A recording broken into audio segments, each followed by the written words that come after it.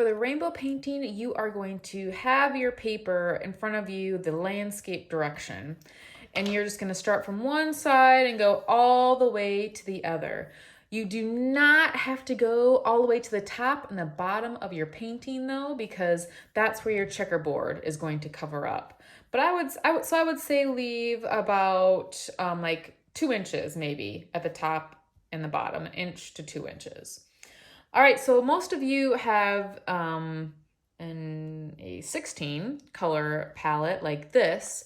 And if it looks like this, then this is how you're going to paint the rainbow. You can pick out the side that you see definitely has the primary and secondary colors right here: red, orange, yellow, green, blue, purple. And this has the intermediate colors, the colors that come in between the primary and secondary colors. So everyone's going to start with red.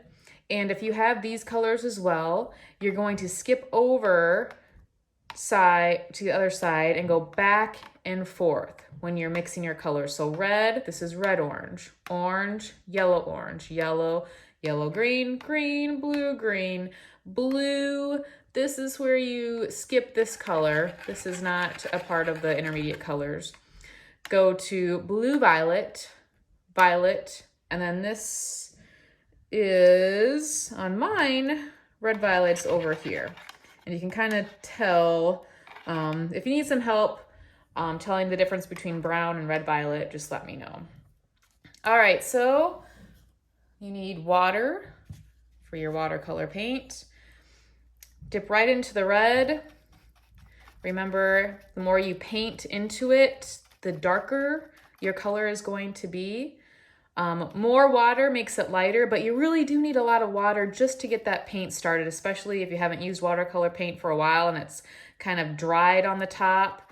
And when it dries, it has kind of a layer of water from the last time you used it. And even if they're new, it still kind of takes a while to get to the good stuff, to get to the paint part. All right, so got some nice red on my brush, leaving about 2 inches on the top and the bottom.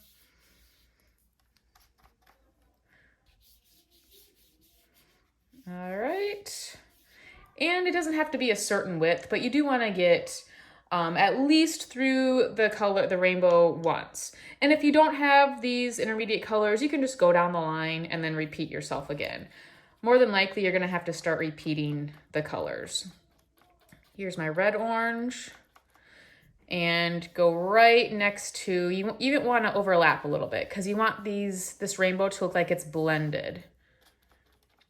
And if you overlap a lot and it looks like you have the other color on your brush, you might want to rinse it out before you stick it back into the color you were using. So I'm just going to kind of lightly overlap them a little bit.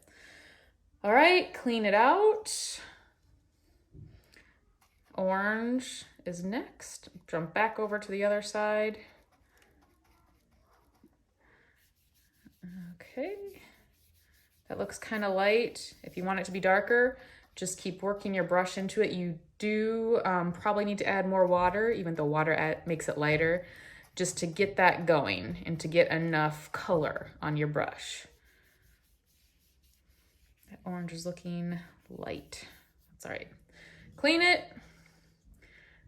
Yellow orange is next. You'll see that yellow orange, yellow, and yellow green look very similar. This might look a lot, see how bright that is? It's yellow orange, but it's gonna look a lot like yellow.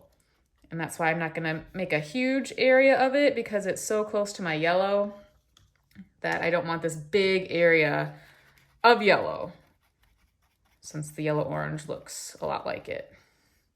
See, just a little bit lighter. Not much difference. Clean my brush. Yellow, green. Still like yellow, but just a little more brighter. See how much those three colors look alike? So don't make it too wide. You don't want it just to be this big, huge stripe of yellow. So you might want to thin out those three. Make them a little more narrow for the stripe. All right, and you go all the way until you hit the edge of the paper. Once you finish with the red violet, if you have room left, then you repeat, starting back at the red. All right, just to let you know, the purple, the violet was a lot like the red violet too. So the violet here, and then I jumped over here for the red violet. It was pretty close, so you might want to make those a little more narrow as well. And I was able to go back to red, orange, and orange just at the end. So whether or not you have enough space to repeat some colors, as long as you get through the whole rainbow at least one time, that's the goal. And you can see I have some white at the top and the bottom. So that's what we will be doing today.